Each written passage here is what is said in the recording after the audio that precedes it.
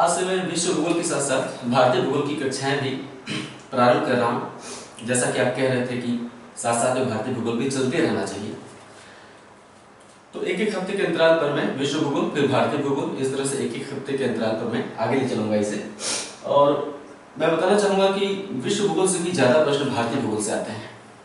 किसी भी प्रश्न पत्र में आमतौर पर ऐसा होता है कि भारतीय भूगोल से ज्यादा प्रश्न पूछे जाते हैं विश्व भूगोल की अपेक्षा। तो भारतीय भूगोल में पहला जो अध्याय है वो है भारत की भौगोलिक स्थिति। भारत के भूगोल का परिचय मतलब इसका विस्तार और स्थिति। चैप्टर को स्पष्ट रूप से हम कह सकते हैं भारत का विस्तार और अवस्थिति। भारत का विस्तार और अवस्थिति ग्लोब पर। तो ये है भारत का पहला अध्याय। भारतीय भूगोल में भी सबसे ज्यादा प्रश्न मैंने ध्यान दिया है अक्सर भारत के विस्तार और अवस्थिति से पूछे जाते हैं, क्योंकि ये थोड़ा सा पेचीदा और जटिल होता है। इसमें कई तरह की बातें शामिल होती हैं। भारत का क्षेत्रफल, अक्षांश से संबंधित बातें, देशांतर से संबंधित बातें, मानक समय रेखा से संबंधित बातें, तटीय सीमा से लगी हुई बातें, भारत की स्थलीय सीमा से जुड़ी हुई बातें, भारत के कौन कौन से पड़ोसी देश हैं, कौन राज्य कितने राज्यों से सीमा बना रहा है, छोटे राज्य, बड़े राज्य, कहाँ कैसा समुद्र है, कौन सी खाड़ी है, कौन से द्वीप हैं। तो बहुत विविधता है भारत की स्थिति और विस्तार वाले चैप्टर में, बहुत ही विविधता होती है। इसलिए यहाँ से प्रश्न अधिक होते हैं और गलत होने की संभावना सबसे ज्यादा होती है।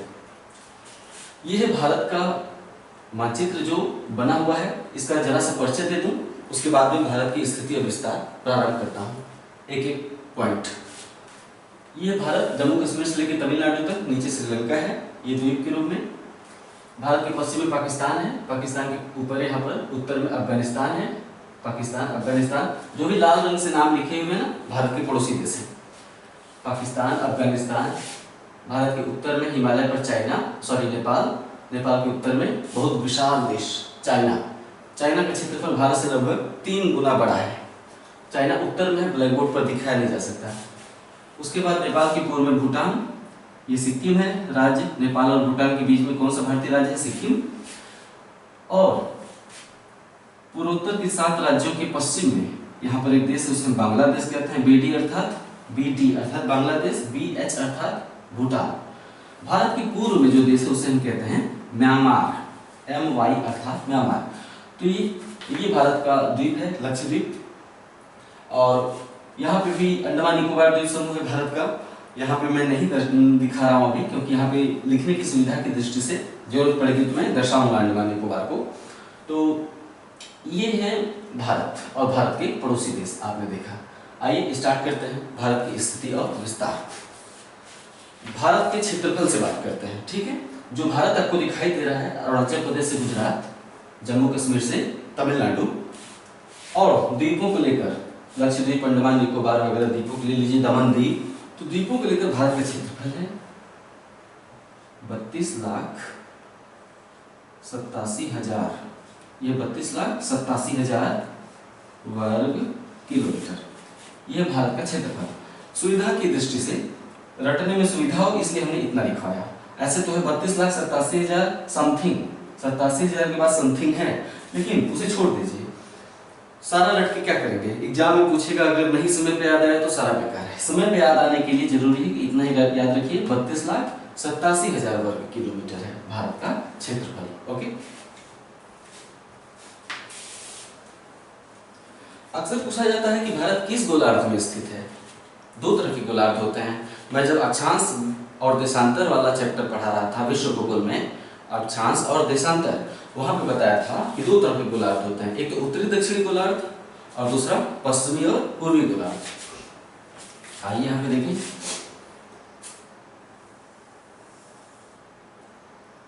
विषुवत रेखा धरती को 2 स्पष्ट भागों में बांटती है, उत्तरी गोलार्ध और दक्षिणी गोलार्ध। विषुवत रेखा के उत्तर में है उत्तरी गोलार्ध और दक्षिण में जो पृथ्वी का हिस्सा है उसे हम कहते हैं दक्षिणी गोलार्ध। तो भारत यहाँ पर स्थित है। भारत यहाँ पर स्थित है। यहाँ पर भारत के प्रायद्वीपीय हिस्सा देख रहे हैं, ये नीचे वाला, ये हमने दिखाने का प्रयास किया है। भारत यहाँ पर स्थित है। तो भारत किस गोलार्ध का देश है? उत्तरी गोलार्ध का। स्पष्ट हो गया? भारत उत्तरी गोलार्ध का देश है। ओके। ये तो हो गया 0 डिग्री अक्षांश अर्थात विषुवत रेखा के उत्तर में उत्तरी और दक्षिण में दक्षिणी गोलार्ध। पृथ्वी को पूर्वी और पश्चिमी गोलार्धों में भी बांटा गया है। पृथ्वी पर कुल कितनी देशांतर रेखाएं हैं? उत्तर से लेकर दक्षिण तक पृथ्वी पर ऐसे कुल कितनी देशांतर रेखाएं खींची गई हैं? 360, क्योंकि कोई भी गोल वस्तु 360 डिग्री की होती है, तो इसलिए उस पर 360 रेखाएं खींच दी गई हैं एक एक डिग्री के अंतर पर। तो देशांतर रेखाओं की संख्या 360 है। हमने लंदन के ग्रीनविच से, लंदन के ग्रीनविच नामक स्थान से जो देशांतर रेखा गुजरती है, यहाँ पे लंदन और यह लंदन का ग्रीनविच यहाँ पर, तो जो देशांतर रेखा ग्रीनविच से गुजरती है लंदन के, उसको हमने 0 डिग्री देशांतर मान लिया। कितना? 0 डिग्री। ये तो 0 डिग्री अक्षांश है विषुवत, और ये 0 डिग्री देशांतर। टोटल देशांतर रेखा है 360।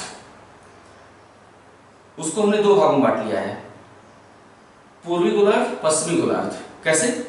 0 डिग्री देशांतर से लेकर 180 डिग्री पूर्वी देशांतर। 0 डिग्री देशांतर से लेकर 180 डिग्री पूर्वी देशांतर को कौन सा गोलार्ध कहा जाता है? पूर्वी गोलार्ध। और 0 डिग्री देशांतर से लेकर 180 डिग्री पश्चिमी देशांतर को पश्चिमी गोलार्ध कहा जाता है। ठीक है, तो 0 से लेकर 180 डिग्री देशांतर वाला, पूर्वी देशांतर वाला जो पूर्वी गोलार्ध है, भारत उसी के अंतर्गत आता है, अर्थात भारत पूर्वी गोलार्ध में आता है। इस तरह से भारत उत्तरी और पूर्वी गोलार्ध का देश है।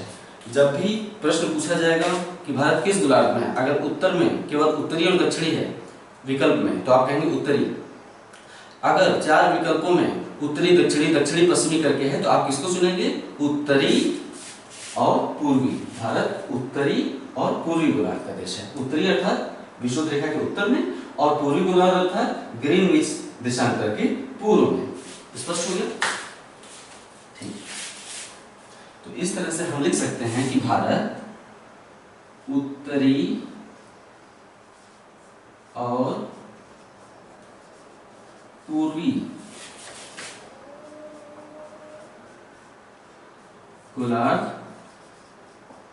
का देश है। भारत उत्तरी और पूर्वी गोलार्ध का देश है। स्पष्ट हो गया कि क्यों कहते हैं कि उत्तरी और पूर्वी गोलार्ध का देश है? ठीक है। हम चाहते हैं कि आपको, हो सकता है कि आप जानते भी हो ये सब बातें, हम चाहते हैं कि अगर आप नहीं भी जानते हो तो आप स्पष्ट हो जाए कि ऐसा क्यों कहा जाता है। क्योंकि भूगोल में अगर समझ नहीं पैदा हुई तो फिर भूलने में बड़ा ही आसानी हो जाती है, फटाक से भूल जाएंगे चीजों को। लेकिन इस तरह से समझेंगे तो भूलना मुश्किल हो जाएगा। ठीक है, अक्सर सवाल बनता है कि भारत का अक्षांशीय विस्तार कितना है। हम रट तो लेते हैं, बहुत लड़की में देखता हूँ रट लेते हैं कि भारत का अक्षांशीय विस्तार इतना है। क्या करना है? अंकों में रटना है।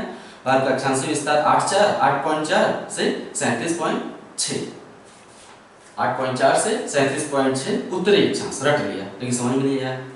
समझ में आना जरूरी है, नहीं तो बहुत जल्दी भूल जाएगा। ये है 0 डिग्री अक्षांश। कुल कितने अक्षांश रेखाएं हैं? 180, 90 उत्तर में और 90 दक्षिण में, 181 अक्षांश रेखाएं हैं। तो ये है 90 डिग्री उत्तरी अक्षांश और ये है 90 डिग्री दक्षिणी अक्षांश। जो 90 डिग्री अक्षांश होता है वो एक पॉइंट के रूप में होता है। सबसे लंबी अक्षांश रेखा विषुवत, उत्तर में अक्षांश रेखाओं की जो लंबाई है घटती जाती है। उत्तर में जैसे जैसे जाएंगे अक्षांश रेखाओं की लंबाई देखिए घटती जाती है, और ध्रुवों पर अक्षांश रेखा एक पॉइंट के रूप में पाई जाती है। सबसे लंबी अक्षांश रेखा विषुवत। ये सब विषुवत और देशांतर वाला चैप्टर एक बार फिर से देख लीजिएगा, तभी ये समझ में आएगा। ठीक है, अक्सर पूछा जाता है कि भारत का अक्षांशीय विस्तार, तो भारत उत्तरी गोलार्ध में है, तो भारत ये 0 है और ये 90 है, यानी 1 2 3 4 5 6 7 8 करते हुए आप 90 तक पहुंचेंगे। 0 से 1 2 3 4 5 6 7 8 9 10 जैसे जैसे उत्तर में बढ़ेंगे संख्याएं बढ़ती जाएंगी। कहां तक संख्या जाएगी? 90 तक, यानी 0 से 90 तक अक्षांश है। तो जो 8 डिग्री अक्षांश है ना, हम इसको मान लिया क्या, ये वाला जो अक्षांश है इसको हमने मान लिया 8 डिग्री अक्षांश। ठीक है, हमने इसको 8 डिग्री अक्षांश मान लिया। ये 0 है और ये इसको मान लिया 8।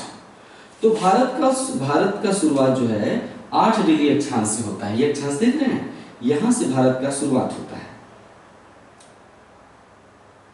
ठीक है, और भारत जाता है 8 डिग्री उत्तरी से, भाई उत्तर में जो अक्षांश है उसे हम क्या कहेंगे? 8 डिग्री उत्तरी से जाता है 37 डिग्री तक। मान लेते हैं कि ये है बीच में 37 डिग्री, इसे हम 37 डिग्री मान लेते हैं। क्या? 37 डिग्री उत्तरी अक्षांश, उत्तर में विषुवत रेखा के उत्तर में जो भी अक्षांश है किस में आएगा, उत्तरी अक्षांश में आएगा, उत्तरी गोलार्ध में उत्तरी अक्षांश। तो भारत 8 से शुरू होता है और 37 अक्षांश तक जाता है, यही बात है।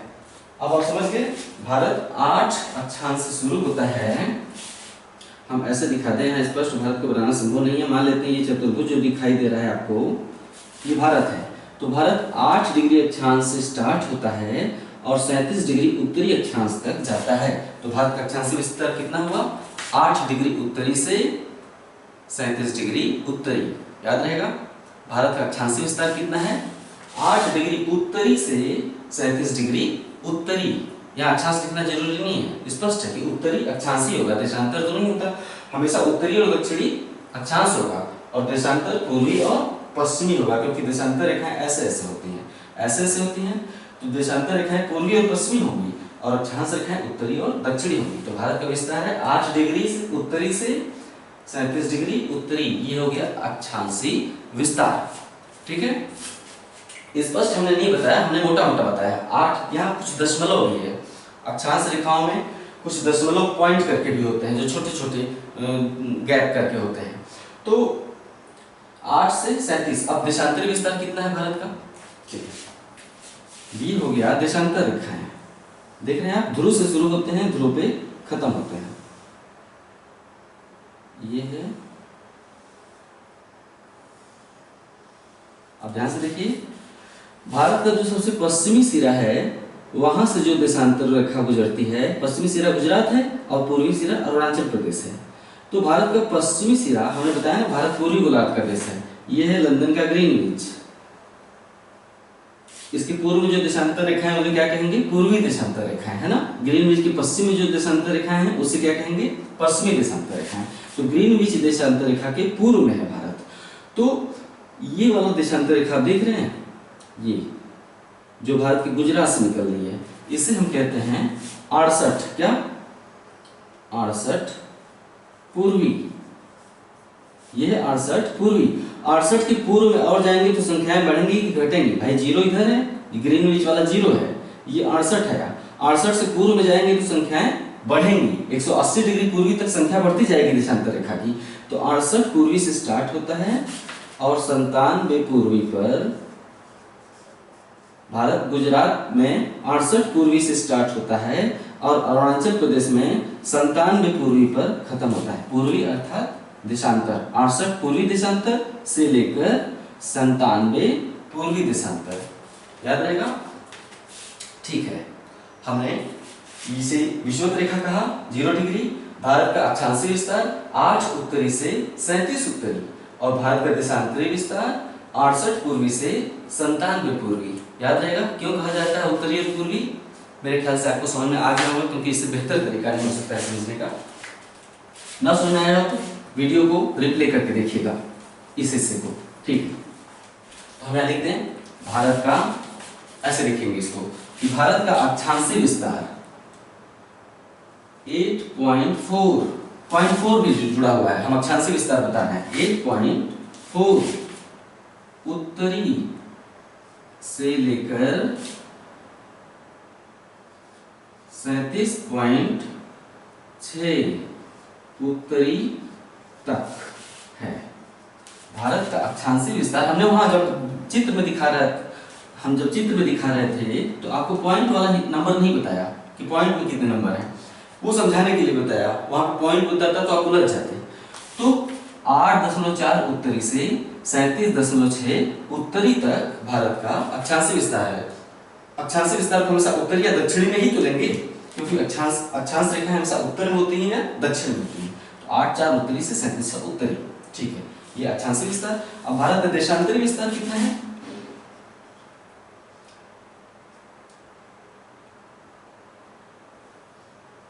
68.7 से 68.7 पूर्वी, 68.7 पूर्वी से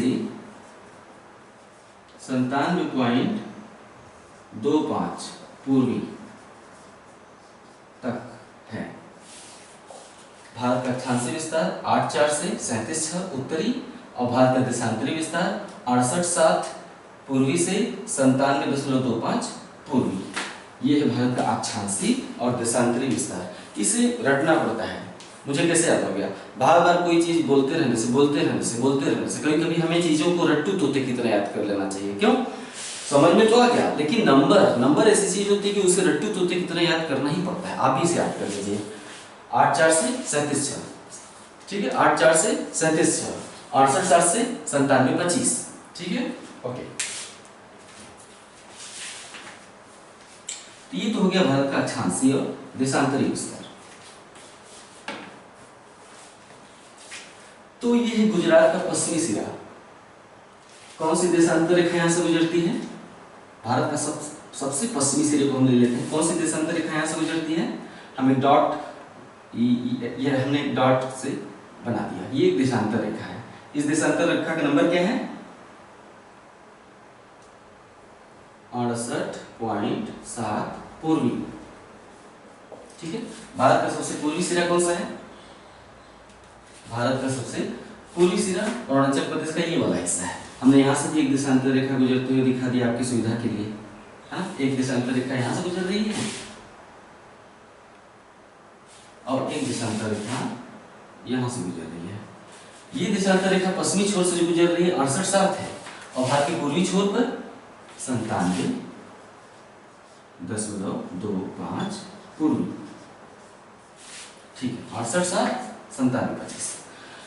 68.7 से अब पॉइंट को छोड़ देते हैं सुविधा के लिए। हम केवल 68 लेते हैं और 97। 68 से लेकर 97 तक कुल कितनी देशांतर रेखाएं हैं? जोड़िए, 68 से लेकर 97 तक। इसके लिए 97 से 68 घटाना पड़ेगा। 97 में से आप 68 घटाएंगे, पॉइंट्स को भी लेके चलेंगे तो लगभग 30 मिलेगा। कितना? 30 देशांतरों का विस्तार। यानी भारत के पूर्वी छोर और पश्चिमी छोर के मध्य कुल कितने देशांतर रेखाओं का विस्तार है? कुल 30 देशांतर रेखाओं का विस्तार है। 68 के बाद सीधे 97 तो नहीं आ गया है ना, बीच में भी देशांतर रेखाएं होंगी। 68 69 70 71 72 73 74 75 76 इस तरह से करते हुए आप 97 तक आ रहे हैं। तो बीच में कुल कितने देशांतर रेखाएं हैं? 30 देशांतर रेखाएं हैं, ठीक है। इतना समझ गए कि भारत के देशांतरी विस्तार कुल कितने देशांतरों तक है? 30 देशांतरों तक है भारत का विस्तार, ओके।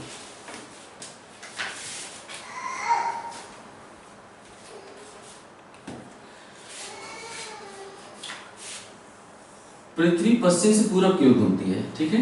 पृथ्वी पश्चिम से पूरब की ओर घूमती है ऐसे। तो पश्चिम से पूरब की ओर घूमती है तो पृथ्वी कितने डिग्री देशांतर की है? 360 डिग्री। कुल कितने देशांतर रेखाएं हैं? 360 डिग्री। एक चक्कर अर्थात 360 डिग्री घूमने में पृथ्वी कितना समय लेती है? 24 घंटे। एक चक्र घूमने में 24 घंटे अर्थात 1440 मिनट। पूरा 360 डिग्री घूमने में 1440 मिनट। 24 घंटे में कितने मिनट होते हैं? 1440 मिनट। इसी तरह अगर 360 डिग्री घूमने में पृथ्वी 1440 मिनट लेती है तो निकाला गया है कि 1 डिग्री घूमने में पृथ्वी कितना लेती है?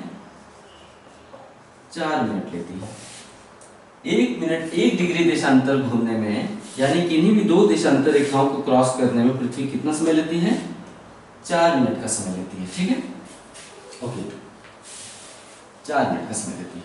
अब इसको ऐसे समझिए कि भारत के पश्चिमी देशांतर जो 68 है और भारत का सबसे पूर्वी देशांतर जो 97 तक है, यहां से यहां तक कितने समय का अंतर हो गया? यानी पृथ्वी भारत के पश्चिमी छोर से लेकर पूर्वी छोर तक घूमने में, भाई पृथ्वी घूमती है ना, तो यहां से लेकर यहां तक घूमने में पृथ्वी कितना समय लेगी? आइए निकालते हैं। क्योंकि 1 डिग्री देशांतर घूमने में वक्त लगता है 4 मिनट, इसलिए कुल कितने देशांतरों का विस्तार है भारत का? 30 देशांतरों का विस्तार है। इसलिए 30 डिग्री देशांतर घूमने में कितना समय लेगी? 30 गुणे 4 बराबर 120 मिनट अर्थात 2 घंटा। अर्थात पृथ्वी पश्चिमी छोर से पूर्वी छोर तक घूमने में कितना समय लेती है? 2 घंटे। अर्थात गुजरात का समय अरुणाचल प्रदेश के समय से 2 घंटा पीछे है।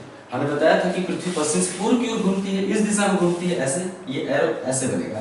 तो भारत पश्चिम से पूर्व की ओर, सॉरी पृथ्वी पश्चिम से पूर्व की ओर घूमती है। इस कारण से सूर्योदय पूर्व में पहले होता है और पश्चिम में सूर्योदय बाद में होता है।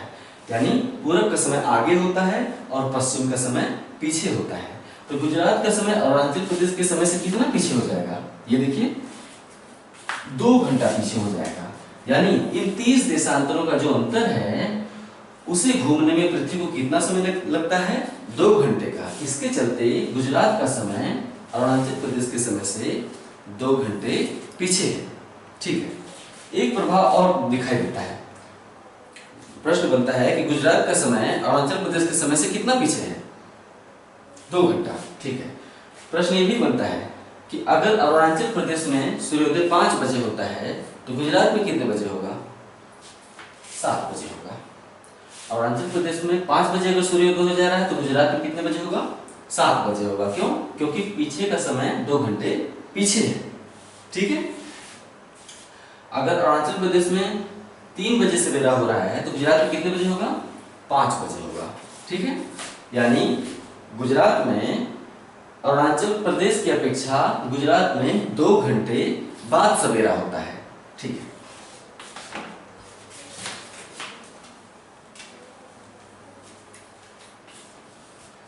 इतना ज्यादा देशांतरी विस्तार है भारत का, 68 से लेकर 97 तक 2 घंटे के समय का अंतर है। तो क्या वाकई में अरुणाचल प्रदेश में अलग समय होगा, यहाँ पे 5 बजेगा और यहाँ पे 7 बजेगा एक ही समय में, ऐसा संभव है? एक ही देश में यहाँ 5 बजेगा और यहाँ 7 बजेगा, 2 घंटे का अंतराल भाई, पूर्वी और पश्चिमी छोर के मध्य। तो ऐसे तो गुजरात का समय पीछे हो जाएगा और अरुणाचल प्रदेश का समय 2 घंटा आगे हो जाएगा। सभी देशों में ये समस्या है। तो इसके लिए, क्योंकि सभी देशों का कुछ न कुछ देशांतरी विस्तार है, पूर्वी और पश्चिमी फैलाव सभी देशों का कुछ न कुछ है। जैसे कि पाकिस्तान का भी पूर्वी और पश्चिमी फैलाव है, अफगानिस्तान का भी पूर्वी और पश्चिमी फैलाव है ना। और हर देश में पश्चिमी सिरे का समय कुछ न कुछ पीछे होता है, क्योंकि पृथ्वी पश्चिम से पूर्व की ओर घूम रही है। तो हर देश में स्वीकार किया गया है कि किसी एक देशांतर को लिया गया है, किसी भी एक देशांतर रेखा को एक देश में लिया जाता है और उस देशांतर रेखा पर जो समय होता है उसे हम उस देश का मानक समय मान लेते हैं। अधिक देशांतरी विस्तार वाले देशों में देखिए 30 डिग्री देशांतरों का विस्तार है। ऐसे देशों में बीच वाली देशांतर रेखा को लिया जाता है और वहां पे जो समय होगा वही पूरे भारत का या पूरे देश का समय माना जाता है। नोट करिए, भारत में 82.5 डिग्री पूर्वी देशांतर, ये 68 है, 68 पूर्व में आएंगे 69, 70, 71, 72, 73, 74, 75, 76, 77, 78, 79, 80, 81, 82 के बाद फिर आगे जाएंगे तो 97 तक पहुंच जाएंगे। 68 से पूर्व बढ़ेंगे 82, 82 से पूर्व बढ़ेंगे 97। तो भारत में 82.5 डिग्री देशांतर रेखा को भारत का मानक समय स्वीकार किया गया है। 82.5 डिग्री पूर्वी देशांतर को भारत का मानक समय स्वीकार किया गया है। 82.5 डिग्री पूर्वी देशांतर इलाहाबाद के नैनी से गुजरता है। ये उत्तर प्रदेश है, यूपी। ये जो लाल कलर का जो डॉट है ये इलाहाबाद का नैनी है। तो आप लिखिए, नोट करते जाइए सब कुछ कि 82.5 डिग्री पूर्वी देशांतर इलाहाबाद के नैनी से गुजरती है। अर्थात नैनी में जो समय होगा या 82.5 डिग्री पूर्वी देशांतर पर जो समय होगा वही पूरे भारत का समय माना जाएगा। ठीक है, ओके, ये हो गया। अब सवाल है कि 82.5 डिग्री, सब कुछ लिखते जाएंगे मैं जो बोल रहा हूं। सवाल है कि 82.5 डिग्री पूर्वी देशांतर को ही भारत का मानक समय क्यों माना गया? 82.5 डिग्री पूर्वी देशांतर को ही भारत का मानक समय क्यों माना गया? क्योंकि 82.5 डिग्री 68 और 97 जो देशांतर है, 68 पूर्वी और 97 पूर्वी, तो 82.5 68 और 97 का बीच का भाग है। यानी 68 और 97 के बीच का अंक कौन सा निकलता है? 82, 82। माध्य, माध्य जानते हैं ना, माध्य है ये 68 और 97 का, ठीक बीच में पड़ता है। सुविधा के लिए ऐसा किया गया है कि ठीक बीचों बीच जो समय होगा वही अरुणाचल प्रदेश का होगा और वही गुजरात का होगा, पूरे देश का समय होगा। और समझ में आ गया कि 82 डिग्री पूर्वी देशांतर को ही क्यों मानक समय भारत का मानक समय स्वीकार किया गया है? क्योंकि यह 68 और 97 के बीच का अंक है। ओके, ये हो गया। अगला पॉइंट, भारत की मानक समय रेखा, नोट करना है सब कुछ। भारत की मानक समय रेखा अर्थात 82.5 डिग्री पूर्वी देशांतर भारत के 5 राज्यों से होकर गुजरता है। यूपी के दक्षिण में, देखिए आप मैप में देख सकते हैं, इस क्षेत्र से कौन से राज्य आ रहे हैं? यूपी के बाद एमपी यहाँ खत्म, फिर ये वाला हिस्सा देख रहे हैं, एमपी के पूर्व में जो राज्य है, एमपी से ही अलग हुआ है, उसे हम कहते हैं CHH अर्थात छत्तीसगढ़। यूपी, एमपी, छत्तीसगढ़ के नीचे यहाँ पर आ जाता है उड़ीसा,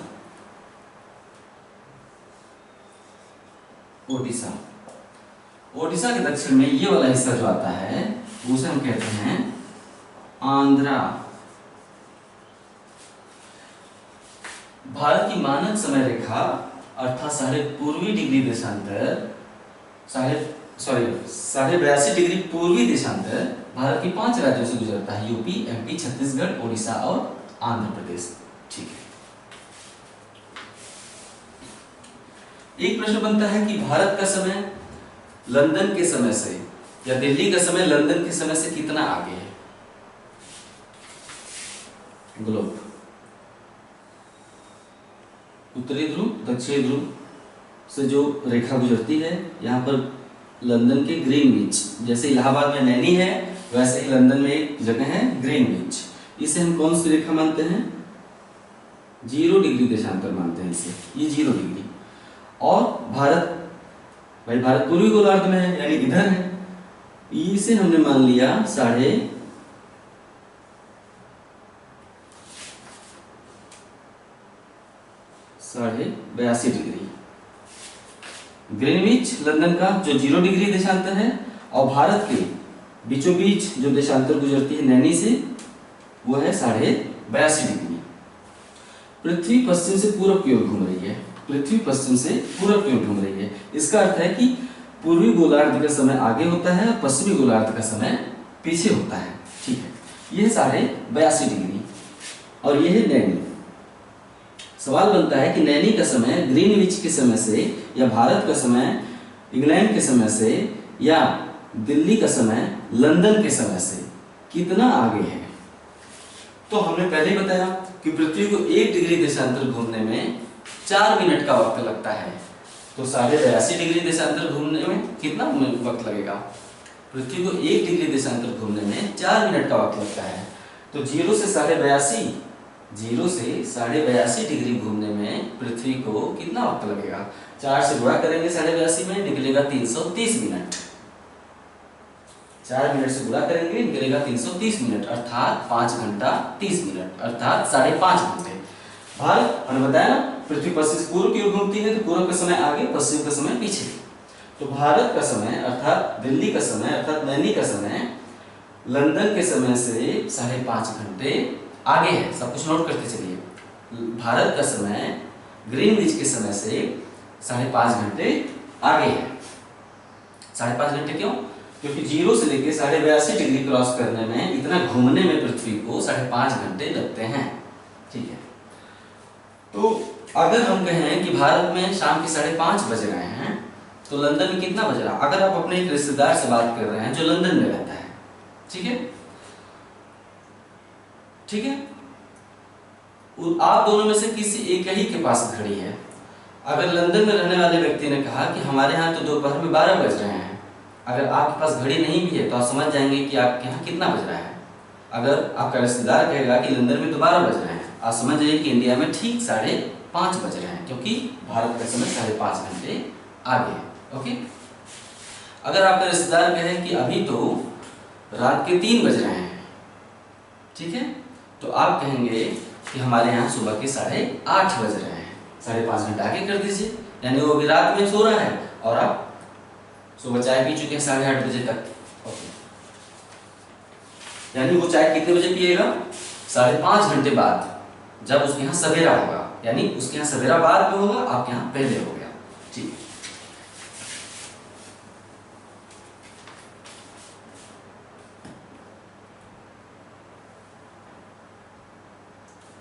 ये होगी भारत मानक समय रेखा की मैंने बात की, जो नैनी से गुजरती है, 5 राज्यों से होकर क्रॉस करती है। अब आते हैं, बात करते हैं अक्षांश रेखा की। अक्षांश रेखा भारत के 8 राज्यों से गुजरती है, 8 राज्यों से होकर अक्षांश रेखा गुजरती है। आप साथ साथ एटलस में जो भारत का मानचित्र है पूरे, उसको देखते रहेंगे इस मानचित्र के साथ साथ, तभी बहुत बेहतर से समझ पाएंगे। वैसे तो भारतीय भूगोल से आप बहुत हद तक परिचित हैं, भारत के मानचित्र से बहुत ज्यादा उलझेंगे नहीं, क्योंकि न तो ये यूरोप है और न ही दक्षिण अमेरिका है। आप जानते हैं कि कहाँ कौन सा राज्य बसा हुआ है, इतने पारंगत तो आप होंगे ही। ठीक है, ये देखिए कर्क रेखा है, कर्क रेखा गुजरात में प्रवेश करती है। उसके बाद राजस्थान में, ये देखिए राजस्थान का दक्षिणी हिस्सा है ना, गुजरात, राजस्थान, फिर ये पूरा बीच में जो राज्य है उसे हम कहते हैं एमपी। एमपी के पूर्व में एमपी से ही अलग हुआ राज्य है छत्तीसगढ़। एमपी छत्तीसगढ़, छत्तीसगढ़ एमपी से ही अलग हुआ है, एमपी छत्तीसगढ़। छत्तीसगढ़ के पूर्व में यहाँ पे है बिहार से अलग हुआ राज्य झारखंड। अक्षांश रेखा बिहार से नहीं जाती है, बल्कि बिहार से जो अलग हुआ है राज्य झारखंड, उससे होकर गुजरती है। यानी जब झारखंड नहीं बना था उस समय अक्षांश रेखा बिहार से होकर गुजरती थी, लेकिन अब बिहार उत्तर में ही रह गया, ये पूरा हिस्सा झारखंड में आ गया है। तो गुजरात, राजस्थान, मध्य प्रदेश, छत्तीसगढ़, झारखंड, झारखंड के पूर्व में ये जो राज्य है बांग्लादेश से सटा हुआ, इसे हम कहते हैं पश्चिम बंगाल। झारखंड के बाद पश्चिम बंगाल। भारत के पूर्वोत्तर के 2 राज्य हैं यहाँ पे नीचे लटके हुए हैं दक्षिण में, इसे पश्चिम के राज्य को हम कहते हैं त्रिपुरा, पूर्व वाले को मिजोरम। गुजरात, राजस्थान, एमपी, छत्तीसगढ़, झारखंड, पश्चिम बंगाल, त्रिपुरा, मिजोरम, कुल जोड़ेंगे तो 8 राज्य हो गए।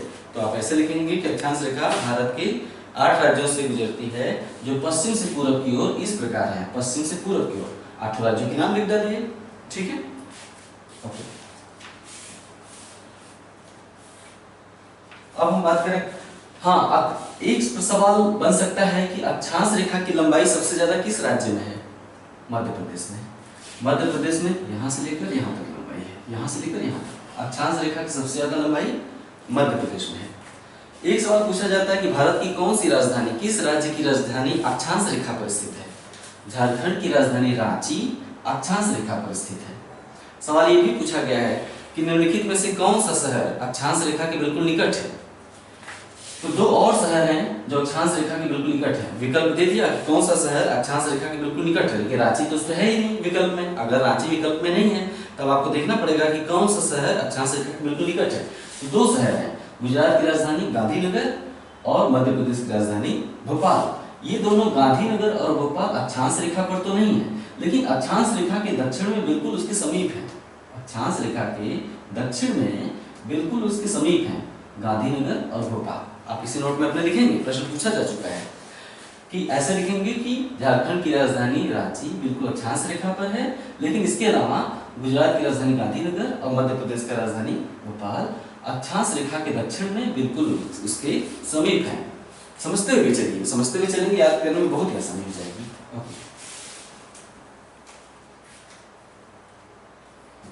अब भारत की सीमाओं की बात करते हैं। ये भारत की सीमा देख रहे हैं, भारत की सीमा हो गई है। तो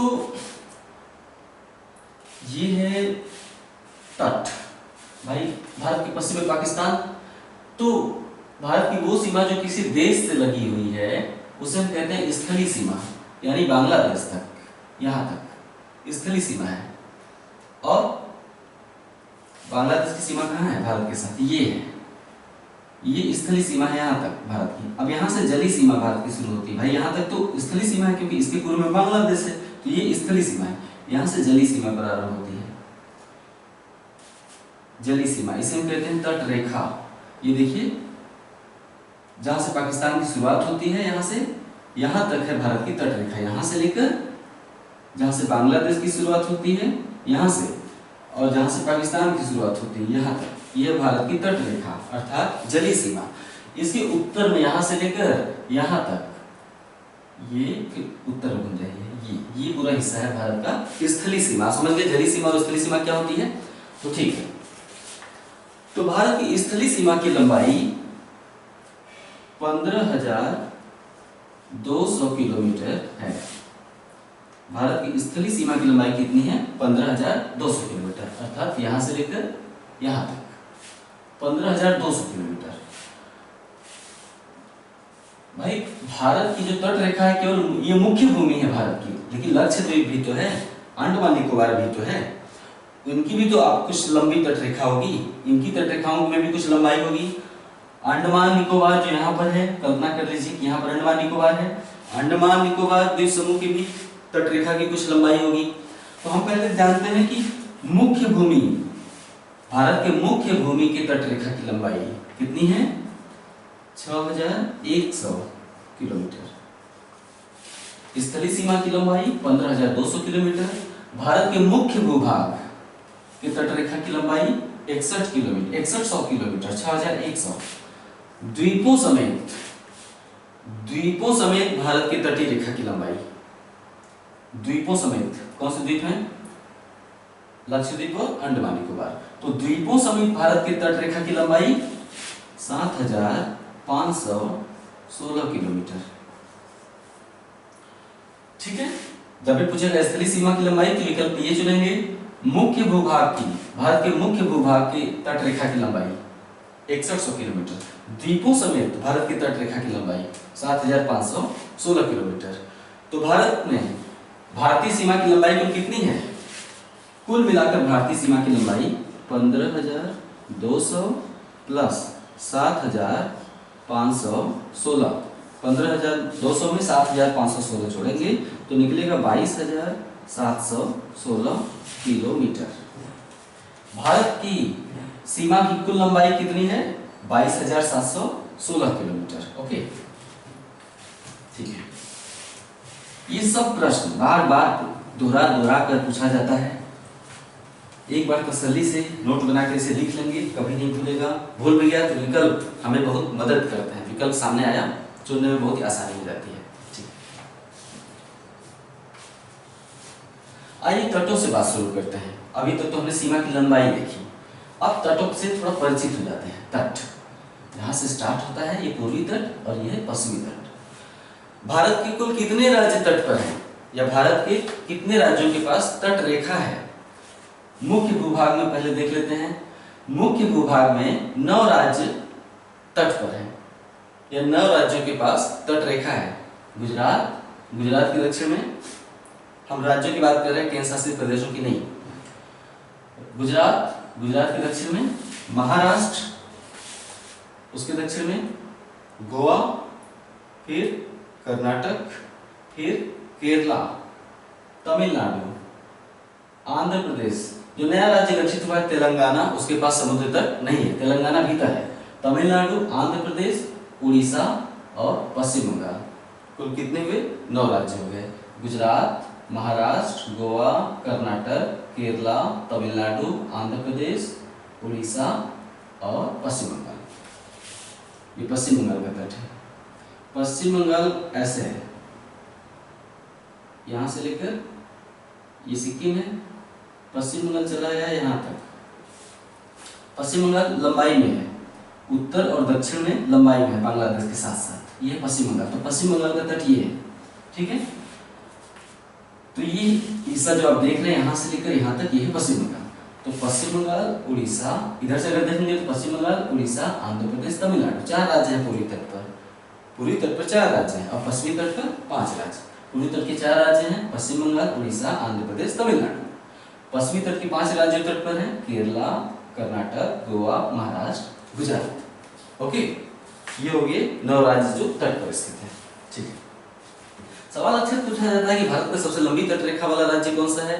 ये सब कुछ आप जानते हैं, दोहरा दे रहा हूँ। भारत की सबसे लंबी तट रेखा वाला राज्य गुजरात है। दूसरा सबसे लंबा तट रेखा वाला राज्य आंध्र प्रदेश है, यहाँ से लेकर यहाँ तक आंध्र प्रदेश है।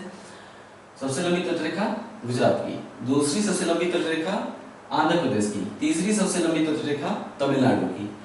ये तो बच्चे भी जानते हैं कि सबसे लंबी तट रेखा गुजरात की, लेकिन मान लेते हैं आपसे थोड़ी सी विशेषज्ञता की अपेक्षा की जाती है।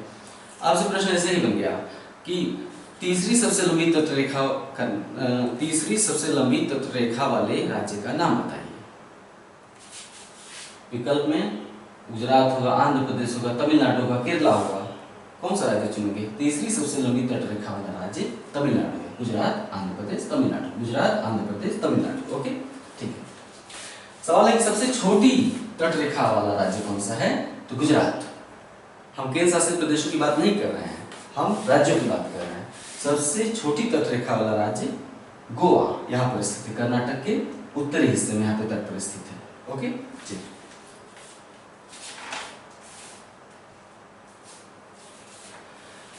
अब सवाल पूछता है, ये तो हो गया तटरेखा पर कितने राज्य हैं। अब स्थलीय सीमा पर आते हैं, हेडिंग डाल दीजिए स्थलीय सीमा। प्रश्न बनता है कि कितने देश भारत के साथ सीमा बनाते हैं? कितने देश भारत के साथ स्थल पर सीमा बनाते हैं? तो ऐसे देशों की संख्या 8 है। पाकिस्तान, देखिए गुजरात से लेकर जम्मू कश्मीर तक पाकिस्तान सीमा बना रहा है। ये वाला जो हिस्सा है इसे हम कहते हैं पाक ऑक्युपाइड कश्मीर, POK। जम्मू कश्मीर के इस हिस्से पर पाकिस्तान का कब्जा है, लेकिन भारत उसे मान्यता नहीं देता है, मानचित्र में अपने देश में दिखाता है पाक ऑक्युपाइड कश्मीर को, पाक अधिकृत कश्मीर। तो अफगानिस्तान भी जो सीमा बनाता है भारत के साथ वो POK के साथ बनाता है, पाक अधिकृत कश्मीर के साथ बनाता है। पाकिस्तान अपना नक्शा यहीं तक नहीं दिखाता, पाकिस्तान अपना नक्शा यहां तक दिखाता है। ठीक है, तो पाकिस्तान अफगानिस्तान देखिए यहाँ पे सीमा बना रहा है, फिर यहां से लेकर यहां तक चाइना है, यहां से लेकर यहां तक चाइना सीमा बना रहा है, फिर नेपाल सीमा बना रहा है, फिर देखिए ये नेपाल सीमा बना रहा है, फिर भूटान सीमा बना रहा है, फिर ये चाइना सीमा बना रहा है। यहाँ से लेकर यहाँ तक ये चाइना की पूर्वी सीमा है भारत के साथ, और यहाँ से यहाँ तक चाइना की पश्चिमी सीमा है भारत के साथ। पश्चिम में चाइना 3 राज्यों के साथ सीमा बना रहा है, और पूर्व में चाइना भारत के एक राज्य के साथ सीमा बना रहा है, नाम है अरुणाचल प्रदेश। ये सब अभी हम बताएंगे। तो ये हो गया चाइना की सीमा, ये नेपाल की सीमा, भूटान की सीमा, और ये है म्यांमार की सीमा। देखिए भारत के साथ म्यांमार की सीमा यहाँ से लेकर यहाँ तक है, और यहाँ से लेकर ये पूरा हिस्सा बांग्लादेश, ये BD लिखा हुआ है, ये पूरा हिस्सा बांग्लादेश का है यहाँ तक। तो भारत के साथ उसकी सीमा ये है, मिजोरम के साथ, त्रिपुरा राज्य के साथ, मेघालय के साथ, पश्चिम बंगाल राज्य के साथ। पश्चिम बंगाल, यहाँ पे मेघालय है ये वाला हिस्सा, फिर असम भी यहाँ तक चला आता है, फिर त्रिपुरा, मिजोरम। तो ये हो गया भारत के साथ बांग्लादेश की सीमा। ये देखिए, तो भारत 8 देशों के साथ सीमाएं बनाता है। नोट करिए, 8 देशों के साथ भारत सीमाएं बनाता है, पाकिस्तान, अफगानिस्तान, चाइना, नेपाल, भूटान, म्यांमार और बांग्लादेश। हो गया 8 देश। श्रीलंका भारत के साथ सीमा नहीं बनाता है, क्यों? क्योंकि श्रीलंका और भारत के बीच में समुद्र है, तो वो श्रीलंका भारत से सटा हुआ देश नहीं है। ठीक है, तो 8 देश भारत के साथ सीमाएं बनाते हैं।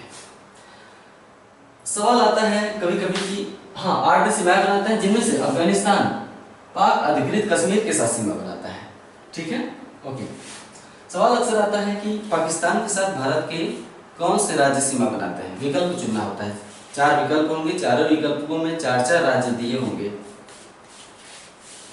या फिर इस तरह से दे सकता है कि पाकिस्तान के साथ भारत का कौन सा राज्य सीमा नहीं बनाता है। 4 विकल्प दिए होंगे, किसी एक विकल्प में वो राज्य होगा भारत का जो पाकिस्तान के साथ सीमा नहीं बनाता है। इस तरह से सवाल आते हैं, 2 तरह से प्रश्न आते हैं कि पाकिस्तान के साथ कौन से राज्यों का समूह सीमा बनाता है। पाकिस्तान के साथ भारत के कौन से राज्यों का समूह सीमा बनाता है? गुजरात, राजस्थान, ये पंजाब और ये है जम्मू कश्मीर। हिमाचल प्रदेश देखिए यहीं तक, हिमाचल प्रदेश सीमा नहीं बनाता है पाकिस्तान के साथ। 4 राज्य बनाते हैं, गुजरात, राजस्थान, पंजाब, जम्मू कश्मीर। गुजरात, राजस्थान, पंजाब, जम्मू कश्मीर। ठीक है, अब मान लेते हैं प्रश्न आया कि निम्नलिखित में से कौन सा भारतीय राज्य पाकिस्तान के साथ सीमा नहीं बनाता है? विकल्प है गुजरात, पंजाब, हिमाचल प्रदेश, राजस्थान। तो आप कौन सा ठीक करेंगे? हिमाचल प्रदेश को ठीक कर देंगे, क्योंकि हिमाचल प्रदेश पाकिस्तान के साथ सीमा नहीं बनाता है। इसी तरह से 8 देश हैं, 8 देशों के साथ कोई न कोई भारतीय राज्य सीमा बनाता है। ये आपका काम है कि आप अपने एटलस को खोलिए और ढूंढिए। पाकिस्तान के साथ 4 राज्य सीमा बनाते हैं, नाम लिख लीजिए, ये तो मैंने बता दिया। लेकिन अफगानिस्तान के साथ कौन सा भारतीय राज्य सीमा बनाता है? दूसरा पॉइंट।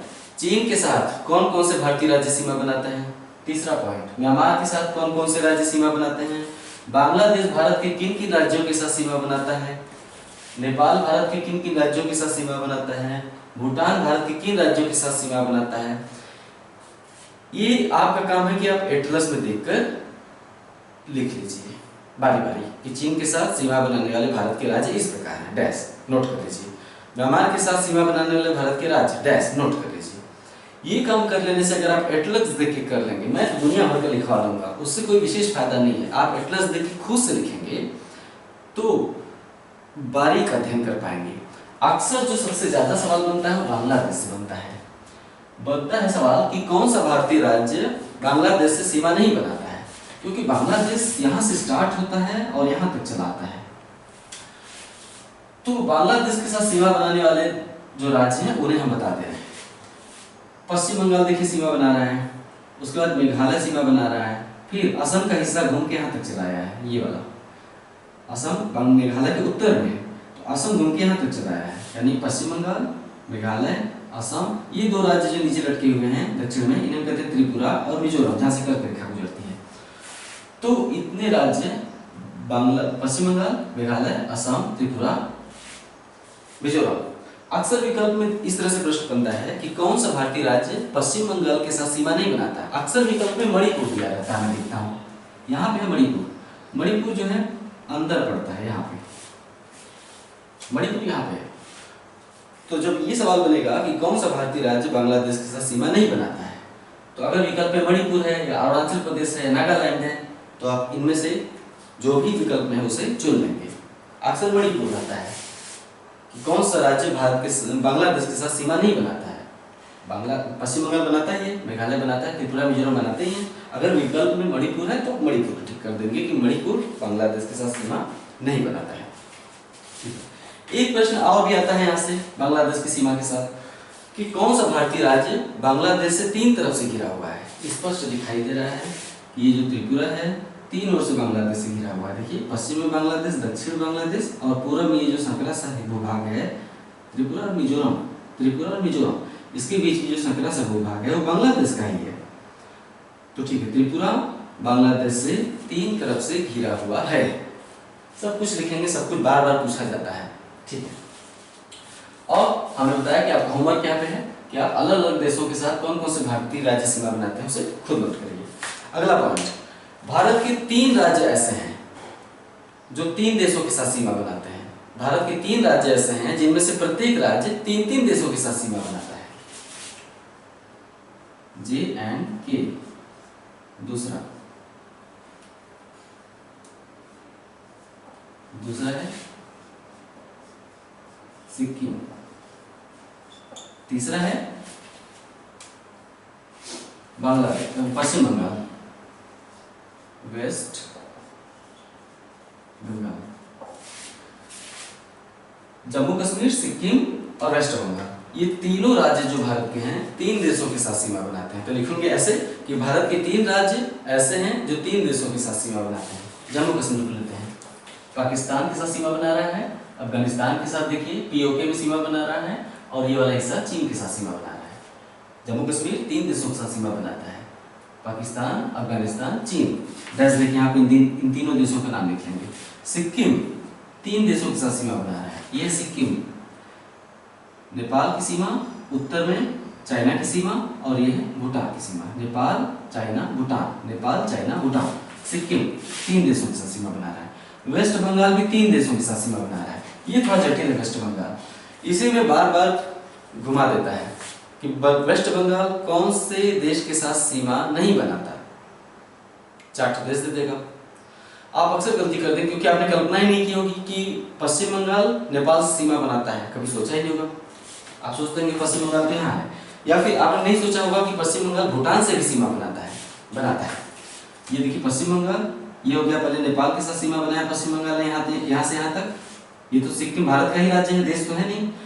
ये भूटान के साथ भी पश्चिम बंगाल देखिए यहाँ पे सीमा बना रहा है, यहाँ पे, और बांग्लादेश के साथ तो बना ही रहा है। तो पश्चिम बंगाल जो भारत का राज्य है वो तीन देशों के साथ सीमा बना रहा है, बांग्लादेश, नेपाल, भूटान, है ना। यहाँ पे लिख लेंगे आप, इसे ध्यान से मैप में देखेंगे ताकि कितना भी घुमा के प्रश्न पूछे आप कंफ्यूज नहीं होंगे, ठीक है। ओके,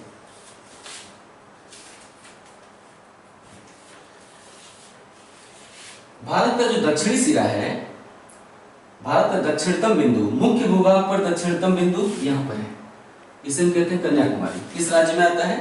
तमिलनाडु में आता है। भारत का दक्षिणतम बिंदु कन्याकुमारी है, मुख्य भूभाग पर तमिलनाडु में आता है।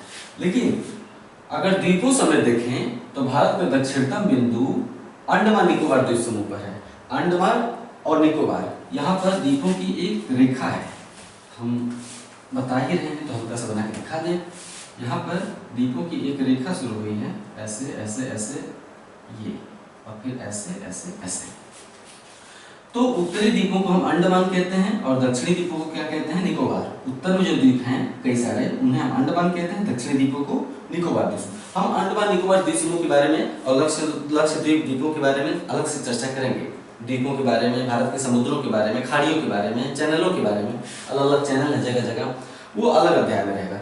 फिलहाल इतना जान लीजिए कि उत्तरी द्वीप अंडमान है और दक्षिण में जो द्वीप हैं उन्हें हम कहते हैं निकोबार। तो भारत अंडमान निकोबार का जो सबसे दक्षिणतम द्वीप है, शायद आपको ब्लैक बोर्ड में वहां दिखाई नहीं दे रहा है, कोई बात नहीं। तो अंडमान निकोबार का सबसे जो दक्षिणतम द्वीप है वो चला आता है कन्याकुमारी से भी दक्षिण में चला जाता है। सबसे दक्षिणी द्वीप है ग्रेट निकोबार, उत्तर में अंडमान, दक्षिण में निकोबार। निकोबार द्वीपों में सबसे दक्षिणी द्वीप को हम कहते हैं ग्रेट निकोबार। तो ग्रेट निकोबार पर एक स्थल है इंदिरा पॉइंट। कौन से द्वीप पर है? ग्रेट निकोबार। लिख लीजिए कि अंडमान निकोबार द्वीपों के अंतर्गत ग्रेट निकोबार द्वीप पर स्थित इंदिरा पॉइंट भारत का दक्षिणतम बिंदु है। कौन सा? इंदिरा पॉइंट। ठीक है, ये हो गया भारत का दक्षिणतम बिंदु। अब सीमाओं के नाम पूछता है। एक डूरंड रेखा, डूरंड लाइन या डूरंड रेखा। दूसरा मैकमोहन रेखा, मैकमोहन रेखा। तीसरा Radcliffe, Radcliffe line. Durand रेखा किन दो देशों की सीमा पर है? अफगानिस्तान और पाकिस्तान की सीमा। अफगानिस्तान और पाकिस्तान की सीमा को हम क्या कहते हैं? डूरंड रेखा। ये देखिए अफगानिस्तान और पाकिस्तान की सीमा। लेकिन आजादी से पहले भारत कहाँ पर था? जब पाकिस्तान नहीं बना था तो आजादी से पहले भारत यहाँ तक था। अफगानिस्तान के साथ जो सीमा है ना, यहाँ तक था भारत। बाद में भारत यहाँ तक आ गया क्योंकि पाकिस्तान अलग हो गया। आजादी के पहले का भारत यहाँ तक था। तो आजादी से पहले या देश के विभाजन से पहले, ऐसे कहें कि देश के विभाजन से पहले भारत और अफगानिस्तान की सीमा को क्या कहते थे? डूरंड रेखा। आजादी से पहले डूरंड रेखा भारत और अफगानिस्तान की सीमा थी, लेकिन अब अफगानिस्तान और पाकिस्तान की सीमा है डूरंड रेखा। मैकमोहन रेखा, चीन और अरुणाचल प्रदेश की सीमा को हम क्या कहते हैं? मैकमोहन रेखा। यहाँ पर जो राज्य है उसे हम कहते हैं अरुणाचल प्रदेश। ये तो चीन और अरुणाचल प्रदेश के साथ जो सीमा बनाता है उसे हम कहते हैं मैकमोहन रेखा। अक्सर लोग याद कर लेते हैं कि भारत चीन की सीमा मैकमोहन रेखा। मैकमोहन रेखा किस देश की सीमा को कहते हैं? भारत और चीन सीमा को कहते हैं। भारत और चीन की सीमा नहीं है, स्पष्ट रूप से पूरे भारत की सीमा को मैकमोहन रेखा नहीं कहते हैं, बल्कि सिर्फ चीन के साथ जो अरुणाचल प्रदेश की सीमा है उसे हम कहते हैं मैकमोहन रेखा। Radcliffe line, Bharat Pakistan की जो सीमा है उत्तर से लेकर दक्षिण तक, उसे हम कहते हैं red Cliff line. Red Cliff line के निर्धारण रेड क्लिफ ने, एक व्यक्ति थे सर रेड क्लिफ ने 15 अगस्त 1947 को रेड क्लिफ लाइन का निर्धारण भारत और पाकिस्तान के बीच किया था। यानी रेड क्लिफ लाइन 15 अगस्त 1947 को सर रेड क्लिफ द्वारा खींची गई थी। किन दो देशों के बीच? भारत और पाकिस्तान के बीच। ये होगी 3 रेखाएं। भारत में कुल कितने राज्य हैं? 29 राज्य हैं, 7 केंद्र शासित प्रदेश हैं। 29वां राज्य है तेलंगाना। तेलंगाना का गठन कब हुआ? 2 जून 2014। यानी 2 जून 2014 के पहले तेलंगाना नहीं था। 2 जून 2014 को तेलंगाना अस्तित्व में आया, तेलंगाना की स्थापना हुई। तो भारत में इस प्रकार कुल कितने राज्य हो गए? 29 राज्य हो गए। 29 राज्यों में, पहले राज्यों की संख्या जान लेते हैं। 29 राज्यों में क्षेत्रफल में सबसे बड़ा राज्य है, क्षेत्रफल में सबसे बड़ा राज्य है राजस्थान। क्रमशः राजस्थान के बाद एमपी, एमपी के बाद महाराष्ट्र, महाराष्ट्र के बाद यूपी, पहले यूपी नहीं था, राजस्थान, मध्य प्रदेश, महाराष्ट्र के बाद आंध्र प्रदेश था, तब यूपी था। यूपी क्षेत्रफल में 5वां सबसे बड़ा राज्य था पहले। चौथा सबसे बड़ा राज्य आंध्र प्रदेश हुआ करता था, लेकिन जब से तेलंगाना बन गया तो आंध्र प्रदेश छोटा हो गया, तो चौथे स्थान पर यूपी आ गया। यूपी चौथा सबसे बड़ा राज्य, फोर्थ। हमारा जो उत्तर प्रदेश है देश का चौथा सबसे बड़ा राज्य क्षेत्रफल में, लेकिन जनसंख्या में पहला सबसे बड़ा राज्य है। लगभग 19,95,00,000 2011 की जनगणना के हिसाब से यूपी की जनसंख्या 19,95,00,000 है। ठीक है, तो 4 क्षेत्रफल में बड़े राज्य, राजस्थान, मध्य प्रदेश, महाराष्ट्र। मध्य प्रदेश महाराष्ट्र में अक्सर कंफ्यूज हो जाता है, याद रखिएगा। क्षेत्रफल में राजस्थान के बाद मध्य प्रदेश है, राजस्थान के बाद मध्य प्रदेश, तब महाराष्ट्र। अक्सर लोग राजस्थान के बाद मध्य प्रदेश है कि महाराष्ट्र है, इसमें कंफ्यूज हो जाते हैं, इसे रटना पड़ेगा। राजस्थान, मध्य प्रदेश, महाराष्ट्र। यूपी तो चौथा राज्य है ही क्षेत्रफल में। ठीक है,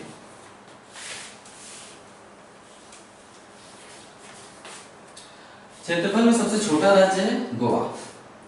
यहाँ पर है गुजरात, महाराष्ट्र, गोवा, कर्नाटक।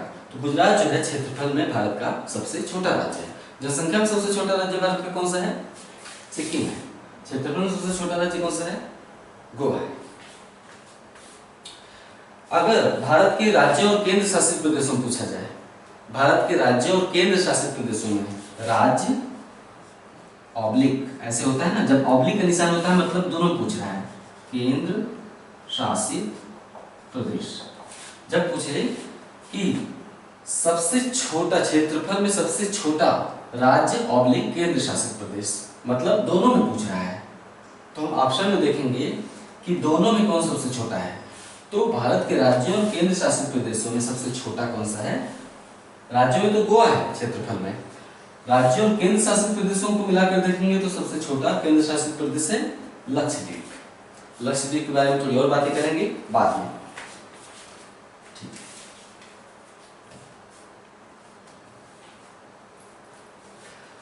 प्रश्न हमेशा पूछा जाता है, इसे यूपी स्पेशल में शामिल कर लिया जाता है कि सबसे ज्यादा राज्यों के साथ सीमा बनाने वाला भारतीय राज्य कौन सा है?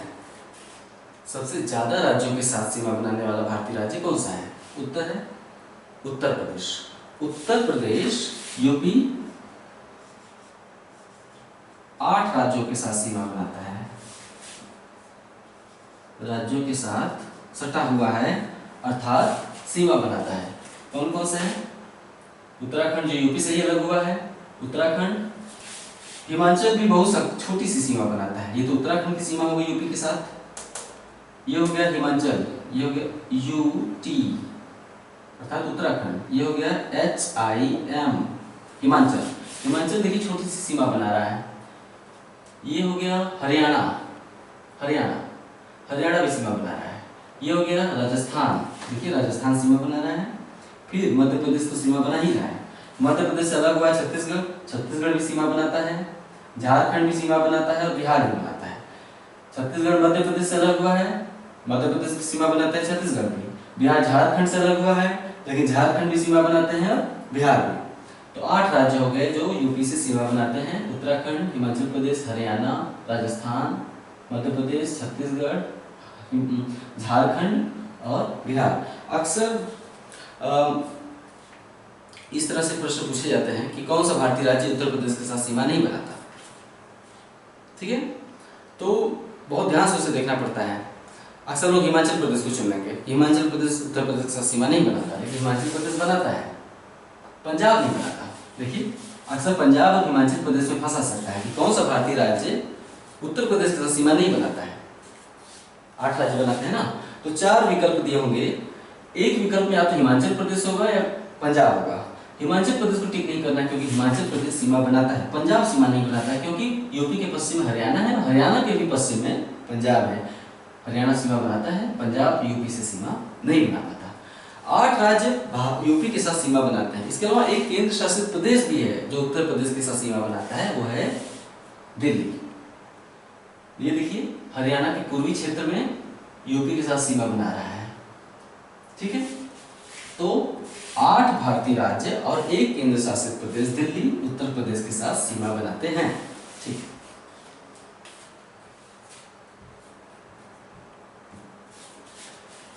भारत का सबसे छोटा बड़ा जिला, भारत का सबसे क्षेत्रफल में बड़ा जिला गुजरात का कच्छ है।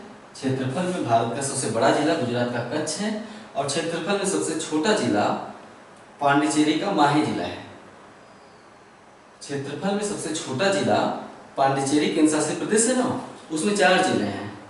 पांडिचेरी में 4 जिले होते हैं। पांडिचेरी का नाम अब हम पुदुचेरी रखते हैं, पुदुचेरी, तब हम उसे पुदुचेरी कहेंगे। तो पुदुचेरी में 4 जिले हैं, पांडिचेरी, दूसरा है माहे, कराईकल, यनाम। पांडिचेरी, माहे, कराईकल, यनाम, ये चारों। अभी हम थोड़ी देर बाद 2 मिनट बाद लक्षद्वीप के बारे में थोड़ी चर्चा करेंगे। तो 4 जिले हैं लक्षद्वीप के। तो 4 जिलों में से एक जिला केरल की तट पर है। यहाँ पर 4 जिलों में से एक जिला लक्षद्वीप का यहाँ पर है, केरल। यहाँ पे, यहाँ से लेकर यहाँ तक केरल है, ठीक है। ये वाला हिस्सा जो है केरल का है। तो केरल में तट पर एक जिला है, उसका नाम है माहे। आप मैप में एटलस खोल के देखिए, यहाँ पर एक माहे जिला है। माहे केरल का भाग नहीं है, पुदुचेरी का भाग है। तो माहे पुदुचेरी का एक जिला है। क्षेत्रफल में सबसे बड़ा जिला कच्छ और सबसे छोटा जिला माहे। भारत में कुल गांवों की संख्या अक्सर पूछ लेता है। लगभग 6,41,000 गांव भारत में हैं। कुछ नए गांव हमेशा बनते रहते हैं, पंचायतें। तो भारत में कुल कितने गांव हैं? 6,41,000 गांव हैं। इसे भी नोट कर लेते हैं। अब भारत के केंद्र शासित प्रदेशों का हल्का सा परिचय देंगे। भारत के केंद्र शासित प्रदेश कुल कितने केंद्र शासित प्रदेश हैं? 7। आइए, पहला चंडीगढ़।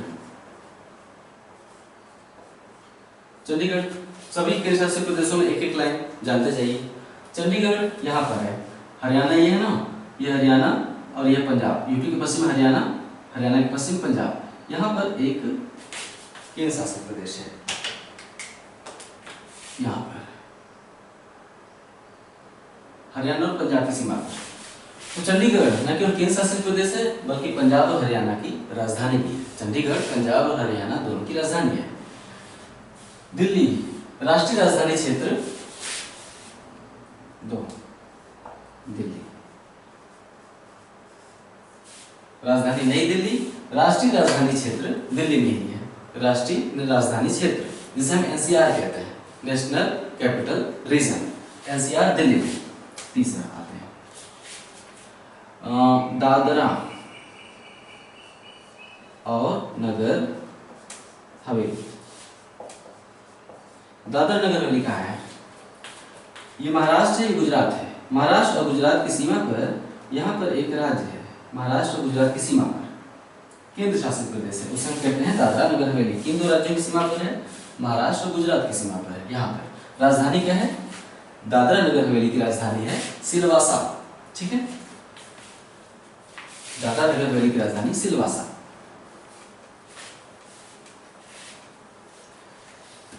उसके बाद है पुदुचेरी। चौथा है 1 2 3 4, चौथा है पुदुचेरी। पुदुचेरी में कितने जिले हैं? 4 जिले। ये 4 जिले कितने राज्यों में हैं? 3 राज्यों में। पुदुचेरी के 4 जिले हैं 3 राज्यों में विस्तृत। आप ऐसा लिखेंगे कि 3 राज्यों में पुदुचेरी के 4 जिले हैं। पुदुचेरी के 4 जिले 3 राज्यों में विस्तृत हैं। आइए देखते हैं कैसे। ये वाला हिस्सा जो है ये हो गया आपका तमिलनाडु, केरला। केरला में यहाँ पर एक जिला है पुदुचेरी का, उसे हम कहते हैं माहे। तमिलनाडु में तट पर यहाँ पर 2 जिले हैं। पुदुचेरी का कोई अलग भूभाग नहीं है, अलग अलग राज्यों में छिटका हुआ है, क्योंकि भारत में फ्रांसीसी कुछ देर तक शासन किए, कुछ दिनों तक फ्रांसीसियों का अधिकार रहा भारत पर। तो बाद में अंग्रेजों ने फ्रांसीसियों से बहुत सारे क्षेत्र छीन लिए। बाद में जब ईस्ट इंडिया कंपनी पावरफुल हुई तो उसने क्या किया कि फ्रांसीसियों से बहुत सारा क्या अधिकतर क्षेत्र छीन लिया। तो फ्रांसीसियों का एरिया भारत में जगह जगह थोड़ा थोड़ा बचा। थोड़ा सा उनका यहाँ माहे में अधिकार रह गया, थोड़ा सा तमिलनाडु के पूर्वी तट पर यहाँ पर अधिकार रह गया, बाकी हिस्सा अंग्रेजों ने उनसे सफाया कर दिया, छीन लिया। तो ये है उत्तर में पांडिचेरी और दक्षिण में ये पांडिचेरी और दक्षिण में कराईकल। इसके अलावा यहाँ आंध्र प्रदेश तट पर भी एक जिला है पुदुचेरी का, पांडिचेरी का नहीं पुदुचेरी का, आंध्र प्रदेश में, नाम है यनम। ये चारों जिले हैं। माहे 2, पांडिचेरी जिला है, पुदुचेरी का चौथा है, सॉरी तीसरा है, कराईकल चौथा है, यनम। ठीक है, माहे केरला में है, पुदुचेरी और कराईकल तमिलनाडु में है, और जो यनम है आंध्र प्रदेश में। ठीक है, माहे केरला, पांडिचेरी और कराईकल तमिलनाडु में, और यनम आंध्र प्रदेश में है। ये हैं 4 जिले पुदुचेरी के। आप कंफ्यूज तो नहीं होंगे अब? जब भी पूछेगा कि माहे किस राज्य में है, केरला में है, कराईकल किस राज्य के तट पर है, तमिलनाडु के तट पर है। तो ये है 4 जिले। तो इस तरह से हो गया आज भारत की अवस्थिति और विस्तार, चैप्टर खत्म, भारत की अवस्थिति और विस्तार। मैंने बहुत ही धैर्यपूर्वक धीरे धीरे एक एक चीजों को आपको बहुत ही समझा कर इसलिए बताया ताकि समझने में आपको कोई प्रॉब्लम नहीं हो। उम्मीद है कि ये चैप्टर आपको आज पसंद आया होगा। मैंने जो भी बोला उसे धैर्यपूर्वक लिखते जाइए, भारत की अवस्थिति विस्तार। इसके बाद दूसरा चैप्टर होगा भारत के प्रमुख द्वीप, जैसे लक्षद्वीप, अंडमान निकोबार भारत के द्वीप हैं, भारत के प्रमुख द्वीप, भारत का समुद्री सीमा या भारत की समुद्री सीमा में भारत का अधिकार। जैसे आप जानते हैं कि 200 नॉटिकल मील किसी भी देश की समुद्री सीमा होती है, तट रेखा से लेकर 200 नॉटिकल मील तक किसी भी देश की समुद्री सीमा होती है, और भी कुछ सीमाएं हैं। तो इस तरह से अगले वीडियो में होगा भारत के प्रमुख द्वीप, समुद्री सीमा, भारत के सागर, खाड़ियां और चैनल, जैसे श्रीलंका और भारत के बीच में एक चैनल है। तो इस तरह से अगले वीडियो में आप इन चीजों पर अध्ययन करेंगे। छोटा वीडियो होगा लेकिन बेहद जरूरी है, वहां से प्रश्न हमेशा उठते रहते हैं। तो ठीक है, आज के लिए कैसा लगा आप अपनी प्रतिक्रिया से अवगत कराइएगा भारतीय भूगोल के पहले अध्याय के संदर्भ में, ताकि हम आगे अपनी स्ट्रेटजी बना सकें। ओके, धन्यवाद, नमस्कार।